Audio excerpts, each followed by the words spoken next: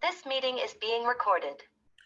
So we're starting on the 18th chapter. This is the last chapter of the Bhagavad-gītā. It's called Conclusion, the Perfection of Renunciation. And so I'll read the Sanskrit and stuff, and then we'll take turns reading the purport. We got Alan on too. So Alan, you're the first one, so you can read the first purport. First come, first serve. Text 1. Arjuna vacha sannyasya mahabaho tattvamichami veditum tagasya cha hrishikesha pratag keshi nisudana. Synonyms. Arjuna vacha, Arjuna said, sannyasasya, of renunciation, mahabaho, O mighty armed one, tattvam, the truth, ichami, I wish, vedatum, to understand, tagasya, of renunciation, cha, also, hrishikesha, master of the senses, pratag, differently, keshi nisudana, O killer of the keshi demon. Translation. Arjuna said, O mighty armed one, I wish to understand the purpose of renunciation, tyaga, and of the renounced order of life, sannyas, O killer of the keshi demon, master of the senses. Go ahead, Alan. Actually, the Bhagavad-gītā is finished in 17 chapters. The 18th chapter is a supplementary summarization of the topics discussed before. In every chapter of Bhagavad-gītā, Lord Krishna stresses that devotional service unto the Supreme Personality of Godhead is the ultimate goal of life. The same point is summarized in the 18th chapter as the most confidential path of knowledge. In the first 6 chapters, stress was given to devotional service. Yag innami api sarvasam, of all yogis or transcendentalists, one who always thinks of me within himself is best. In the next 6 chapters, pure devotional service and its nature and activities were discussed. In the third 6 chapters, knowledge, renunciation, the activities of material nature and transcendental nature and devotional service were described. It was concluded that all acts should be performed in conjunction with the Supreme Lord, represented by the words Om Tat Sat, which indicate Vishnu, the Supreme Person. The third part of Bhagavad-gītā has shown that devotional service and nothing else is the ultimate purpose of life.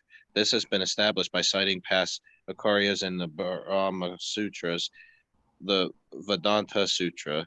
Certain impersonalists consider themselves to have a monopoly of the knowledge of Vedanta Sutra, but actually the Vedanta Sutra is meant for understanding devotional service, for the Lord himself is the composer of the Vedanta Sutra, and he is its knower. That is described in the 15th chapter. In every scripture, every Veda, devotional service is the objective. That is explained in the Bhagavad-gītā. Okay, you can read the second paragraph, Melissa. As in the second chapter, a synopsis of the whole subject matter was described. In the 18th chapter, also the summary of all instruction is given. The purpose of life is indicated to be renunciation and attainment of the transcendental position above the 3 material modes of nature. Arjuna wants to clarify the 2 distinct subject matters of Bhagavad-gītā, namely renunciation, tyaga, and the renounced order of life, sannyasa. Thus, he is asked the meaning of the 2 words. The 2 words in this verse to address the Supreme Lord, Hrishika and Kesi Nisudana are significant. Hrishikesa is Krishna, the master of the senses, who can always help us attain mental serenity.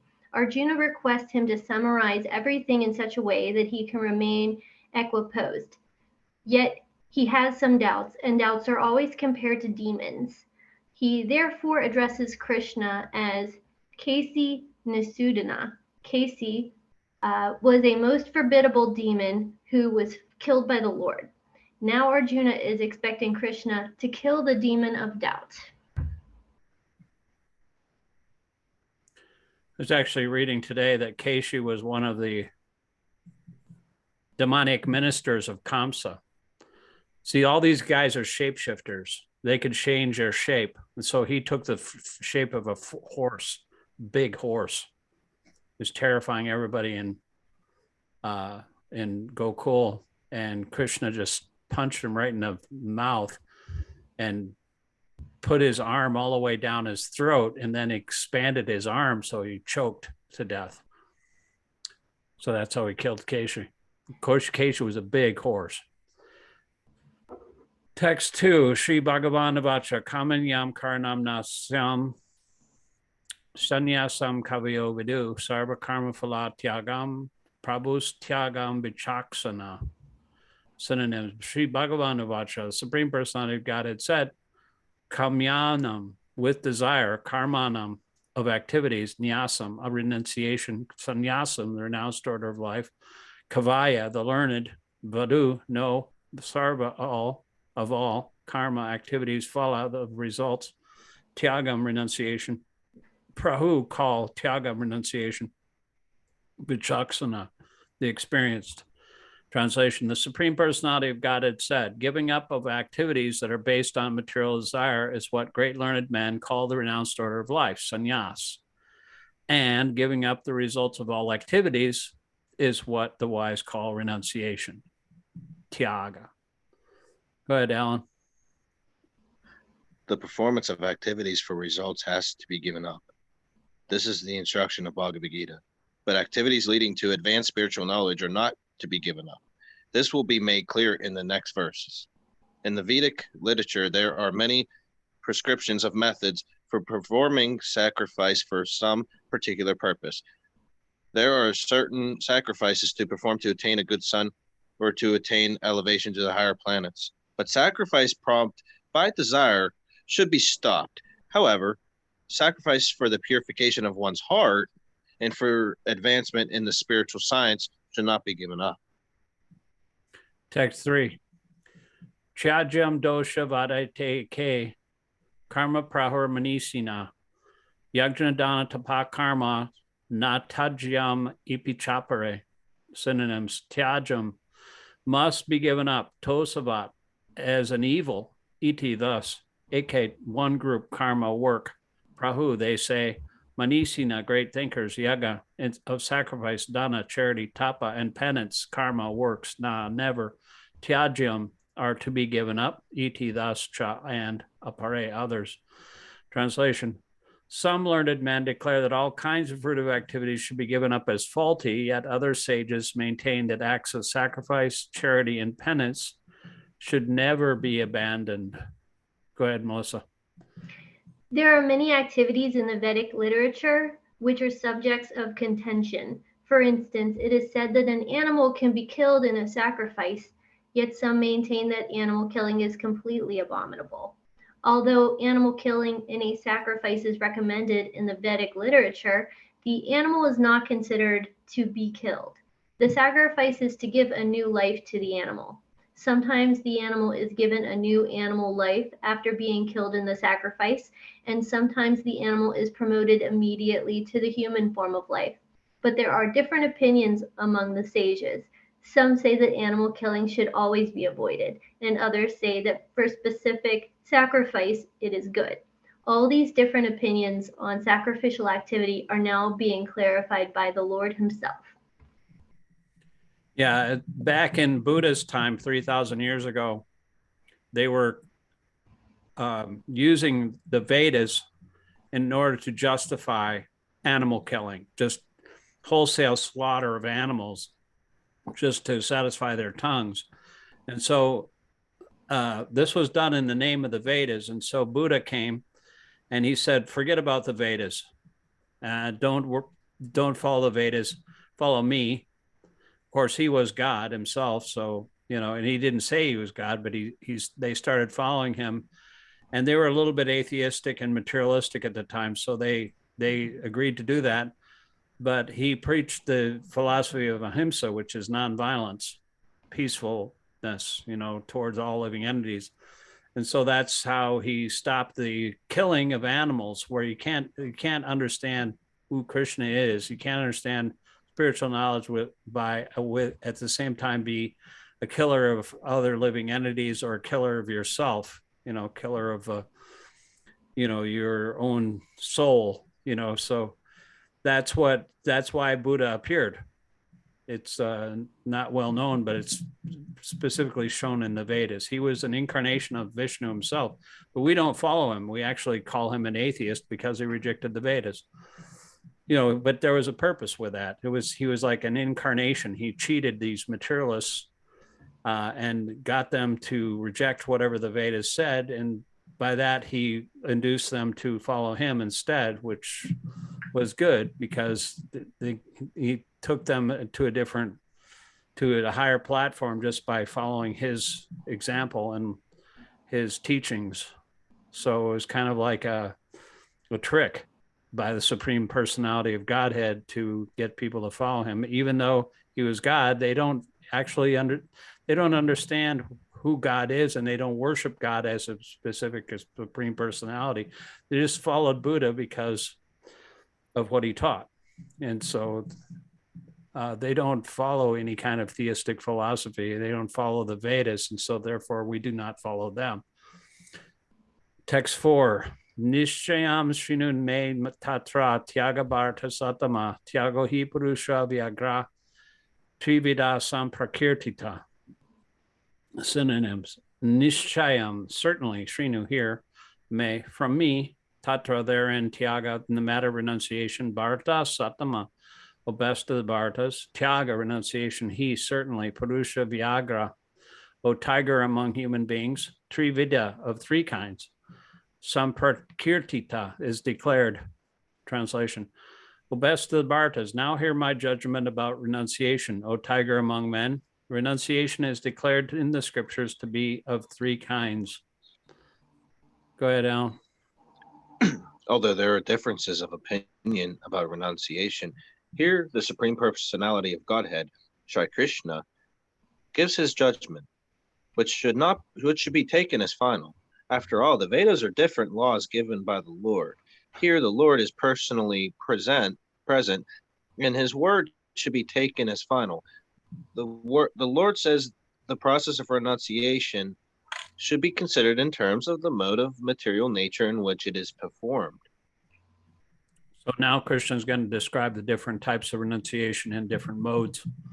Text 5. Yajadana tapakarma natyajam karma mevatat. Yajnodanam tapasyaiva pavanani manisinam. Synonyms.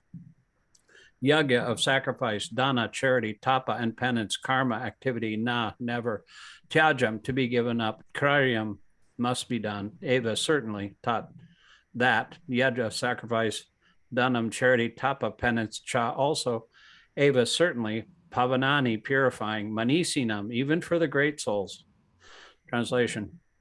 Acts of sacrifice, charity, and penance are not to be given up. They must be performed. Indeed, sacrifice, charity, and penance purify even the great souls. Go ahead, Melissa. The yogis should perform acts for the advancement of human society. There are many purification processes for advancing a human being to spiritual life. The marriage ceremony, for example, is considered to be one of these sacrifices. It is called Vivaha Yagna. Should a sannyasi who is in the renounced order of life and who has given up his family relations encourage the marriage ceremony? The Lord says here that any sacrifice which is meant for human welfare should never be given up. Vivaha Yagna, the marriage ceremony, is meant to regulate the human mind so that it may become peaceful for spiritual advancement. For most men, this Vivaha Yagna should be encouraged even by persons in the renounced order of life. Sannyasis should never associate with women, but that does not mean that one who is in the lower stages of life, a young man, should not accept a wife in the marriage ceremony. All prescribed sacrifices are meant for achieving the Supreme Lord. Therefore, in the lower stages, they should not be given up. Similarly, charity is for the purification of the heart. If charity is given to suitable persons, as described previously, it leads one to advanced spiritual life. Prabhupada was, he gave marriage ceremony even in the beginning, to all the hippies in New York City. He had a fire sacrifice and he married some of the young couples. He didn't encourage them to live together, but he said, if you're going to live together, then you have to get married. So he performed the marriage ceremony and he gave a fire sacrifice. And he was criticized for that by his god brothers in India, but he used this principle of, sacrifice. This is the Garbhadan Samskar, or the Vivaha Yagya, the marriage ceremonies, is meant for controlling the mind so that it can be peaceful, so that you can think about Krishna. So when we're in the lower stages, in a young man or a young woman, we have to get married. So that is encouraged. And the sannyasi, even though they have no association with women, they can perform a marriage ceremony and marry the young men or women. And so they can peacefully execute Krishna consciousness. That's the purpose of the sacrifice. Marriage is also a sacrifice. And all sacrifice is meant for pleasing Krishna and understanding Krishna. Text 6. Etani api tu karmani sangam tvakta palinicha kartavyaniti ne parta nishitam matamutamam. Translate synonyms. Etani, all these, api, certainly, too, but karmani, activities, sangam, association, tvakta, renouncing, falini, results, cha, also, kartavyani, should be done as duty, iti, thus, may, my, parta, osanaprita, nishitam, definite, matam, opinion, uttamam, the best. Translation, all these activities should be performed without attachment or any expectation of result. They should be performed as a matter of duty, O Sanaprita. That is my final opinion. Go ahead, Alan. Although all sacrifices are purifying, one should not expect any results by such performances.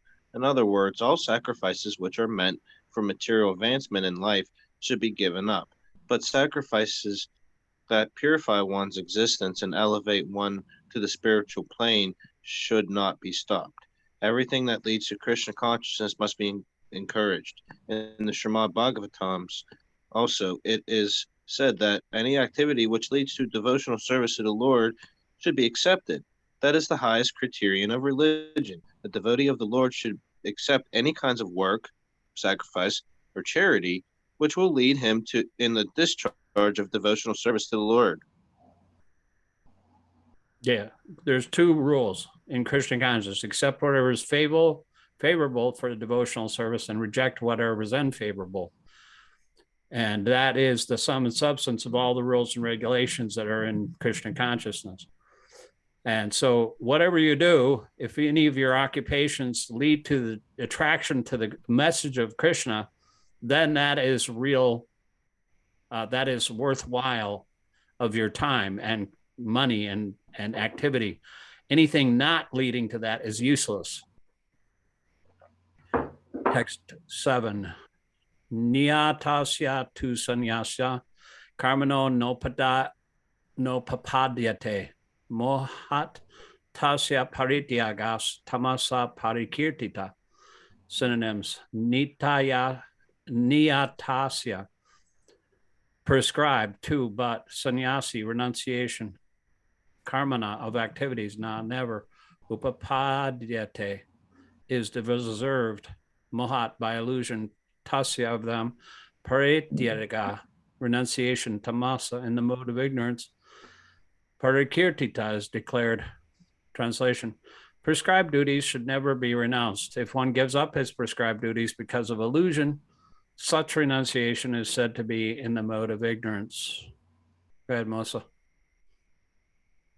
Work for material satisfaction must be given up, but activities which promote one to spiritual activity, like cooking for the Supreme Lord and offering the food to the Lord and then accepting the food, are recommended. It is said that a person in the renounced order of life should not cook for himself.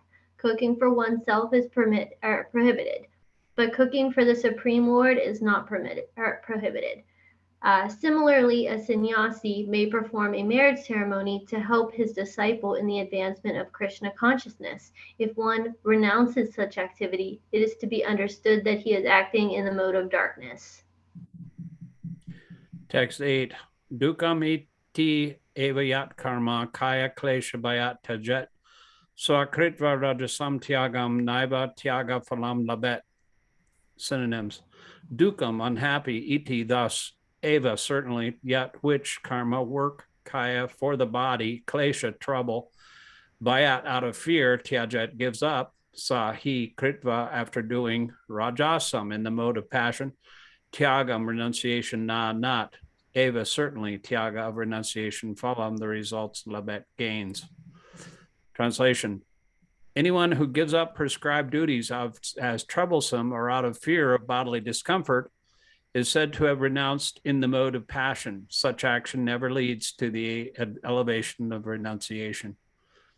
Go ahead, Al. One who, excuse me, one who is in Krishna consciousness should not give up earning money out of fear that he is performing fruitive activities.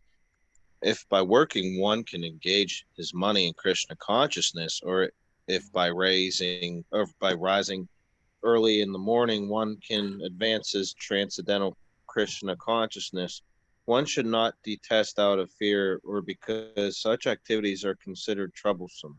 Such renunciation is in the mode of passion. The result of passion work is always miserable. If a person renounces work in that spirit, he never gets the result of renunciation. Text 9. Karam itieva yat karma niyatam kriyaterjana sangam tvaktva phalam chaiva satyaga satvikomata. Synonyms. Karyam, it must be done, iti, thus, eva, certainly, yet which karma, work, niyatam, prescribed, kriyate, is performed, Arjuna, O Arjuna, sangam, association, taktva, given up, phalam, the result, cha, also, eva, certainly, sa, that, tyaga, renunciation, sattvika, in the mode of goodness, mata, that, in my opinion. Translation. O Arjuna, when one performs his prescribed duty only because it ought to be done, and renounces all material association and all attachment to the fruit, his renunciation is said to be in the mode of goodness. Melissa. Prescribed duties must be performed with this mentality. One should act without attachment for the result. He should be disassociated from the modes of work. A man working in Krishna consciousness in a factory does not associate himself with the work of the factory, nor with the workers of the factory. He simply works for Krishna, and when he gives up the result for Krishna, he is acting transcendentally. That's interesting. Never thought of that way. It's like, you may be working in a factory. Prabhupada said factory is hell, but we're not really in hell if we're working for Krishna. Krishna, heaven or hell is in the mind, So if we're working for Krishna, we're actually in the spiritual world. Doesn't matter where we are, or what we work, or what we're doing. If we're working for Krishna, we're always going to be in bliss because Krishna consciousness is nothing but bliss. Krishna is always blissful. You ever see Krishna, like out and back smoking a cigarette? No, Krishna doesn't. He's always blissful. So if we associate with Krishna, if we work for Krishna, as we surrender to his will, we'll always have that same mentality as he does. So we'll always be happy. Text 10. Nadvestya kushalam karma kushale nanusajate tyagi sattva samavisto medhavi china samshaya. Synonyms. Na, never. Dvesti, hates. Kushalam, inauspicious karma, work. Kushale, in the auspicious, na, nor. Anusajate, becomes attached. Tyaga, the renouncer. Sattva, in goodness. Samavista, absorbed. Medhavi, intelligent. China, having cut off. Samshaya, all doubts. Translation. The intelligent renouncer, situated in the mode of goodness, neither hateful of inauspicious work nor attached to auspicious work, has no doubts about work. Go ahead, Alan.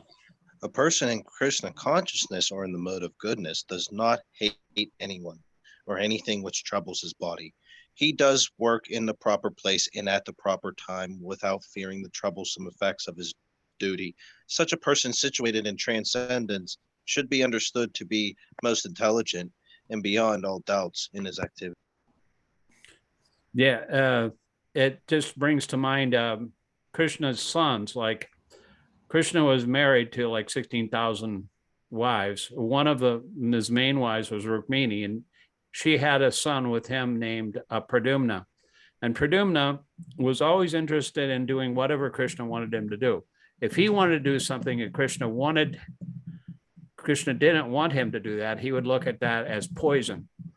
He would not want to do that because Krishna didn't want him to do it. But if he didn't want to do something and Krishna wanted him to do it, he looked at that as the greatest opportunity. So that is the mentality of a person in the renounced mentality. Just like Krishna's son, you know, he only does what the father wants him to do, and he's a good son, therefore. Actually, Pradyumna looked exactly like Krishna. It was amazing how much he looked like his father. He was a chip off the old block, as they say. Text 11. Nahi deha britya sakyam traktam karmani asheshata. Yastu karma phalatyagi satyagiti abhidiyate. Synonyms. Na, never, he, certainly. Deha brita, by the embodied. Sakyam is possible. Tyaktam, to be renounced. Karmani, activities. Asheshata, to altogether. Yeah, anyone who to but karma of work, fallout of the result. Tyagi, the renouncer. Sahi, tyagi, the renouncer. Iti, thus, abhidiyate, is said. Translation. It is indeed impossible for an embodied being to give up all activities, but he who renounces the fruits of action is called one who has truly renounced. Go ahead, Melissa. It is said in Bhagavad-gītā that one can never give up work at any time. Therefore, he who works for Krishna and does not enjoy the fruit of results, who offers everything to Krishna, is actually a renouncer. There are many members of the International Society for Krishna Consciousness who work very hard in their office or in the factory or some other place, and whatever they earn, they give to the society. Such highly elevated souls are actually sannyasis and are situated in the renounced order of life. It is clearly outlined here how to renounce the fruits of work, for what purpose fruits should be renounced. Oh, and for what purpose fruits should be renounced. Yeah, you know, like a person who works for a living for you know, like party hard and you know, work hard and working hard and playing hard. You know, that's, I think they write songs about that, you know, like, you know, you work really hard all day and then you go out, especially on the weekends, you go out and enjoy. But that's called fruitive work. And such people are called karmis. Karmi means fruitive worker. So if you give up all fruitive work, if you just work for Krishna, then you're actually renounced. You're not working for yourself anymore. You can enjoy all the facilities that the Father gives you, but you're working for the pleasure of somebody else besides your own senses and besides your own material remuneration. You're working for Krishna's satisfaction. When Krishna is satisfied, then we're satisfied automatically. It's just how it works. And that's called selfless service. If we're selfish, then we work for ourselves or we work for our family, and it's extended sense gratification. You know, you work for your family, for your country, or for your nation, you know, and people want to pat themselves on the back for doing that. But it's actually all extended selfishness. Unless you're working for Krishna, you're selfish. And so we have to give up this selfish mentality and work for the Supreme Soul. And then we're watering the root of the tree, and we will be benefited, and everybody in the world will be benefited by such service. That's real renunciation. The more we renounce our own selfish desires, the more we're attached to Krishna's surrender and service, then the more we'll help ourselves and others. Text 12. Anistam istam ishram cha trividam karmana phalam bhagavati atyaginam pretya natu sannyasinam kvachit. Synonyms. Anistam, leading to hell. Istam, leading to heaven. Mishram, mixed. Cha, and. Trividam, of three kinds. Karmana, of work. Phalam, the result. Bhavati, comes. Atyaginam, for those who are not renounced. Preta, after death. Na, two. Or not two, but sannyasinam, for the renounced order. Kvachit, at any time. Translation. For one who is not renounced, the threefold fruits of action, desirable, undesirable, and mixed, accrue after death. But those who are in the renounced order of life have no such result to suffer or enjoy. Go ahead, Alan. A person in Krishna consciousness acting in knowledge of his relationship with Krishna is always liberated. Therefore, he does not have to enjoy or suffer the results of his acts after death. Yeah, you're completely free from all karma. See, when you're working for your own satisfaction, for your own senses, and for your own money or your own pleasure, then you're acting for your own fruits, and therefore you have to get a reaction. But when you work for Krishna, there's no reaction. There's no good or bad reaction. You know, for in nature, whenever you have some action, there's always an equal and opposite reaction. So if I give you some money, or if you give me some money, I have to come back in my next life and pay you back.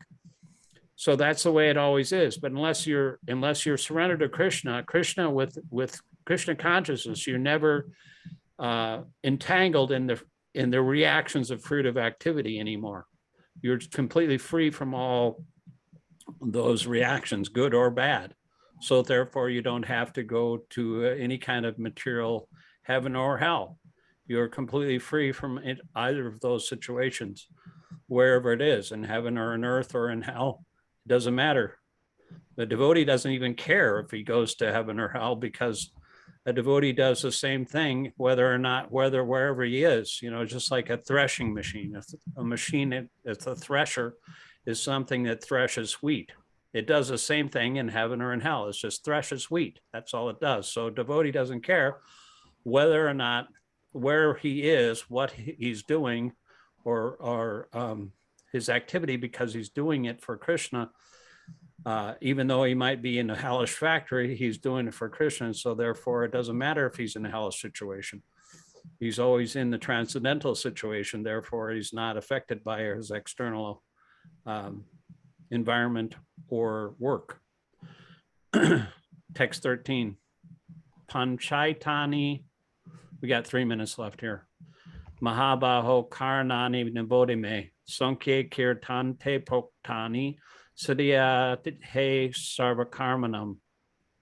Synonyms: pancha, 5, etani, these. Mahabaho, almighty armed one. Karanani, causes. Niboda, just understand. Me, from me. Sankhya, in the Vedanta. Kirtante, in the conclusion. Proktani, said. Siddhaye, for the perfection. Sarva, of all. Karmanam, activities. Translation: Almighty armed Arjuna, according to the Vedanta, there are 5 causes for the accomplishment of all action. Now hear of these from me. I think it's Melissa, right? Yeah, a question may be raised that since any activity performed must have some reaction, how is it that the person in Krishna consciousness does not suffer or enjoy the reactions of work? The Lord is citing Vedanta philosophy to show how this is possible. He says that there are 5 causes for all activities, and for success in all activity, one should consider these 5 causes. Sankhya means stock of knowledge. Vedanta is the final stock of knowledge accepted by all leading acharyas. Even Sankara accepts Vedanta Sutra as such. Therefore, such authority should be consulted. The ultimate control is invested in the super soul. It is stated in the Bhagavad-gītā, Sarvasya Shaham Hardi Sannivistya. He is engaging everyone in certain activities by reminding him of his past actions. In Krishna conscious Acts done under his direction from within yield no reaction, either in his life or in the life after death. Yeah, so we have less than a minute left. Anybody have any questions about this? So In less than a minute. Yeah, we have this particular verse is like, Krishna reminds us of our activities, but all our actions should be done under his direction, and from if it is, then we don't have any reaction either in this life or in the life after death. Anyway, I want to thank everybody for attending. Let's see, how many more verses are there? Got from 14. Will Kirtan be open tomorrow? Yeah. All right,